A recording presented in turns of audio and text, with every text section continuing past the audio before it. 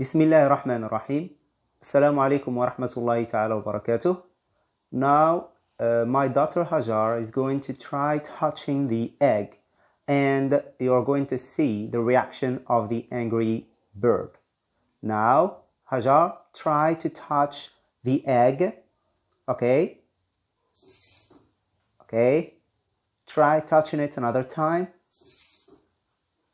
The third time. Okay, thank you, Hajar. You're welcome. Now, let's see how it works. The first thing that my daughter Hajar tries to do is touching the egg. As you can see, the egg is connected to an IR sensor.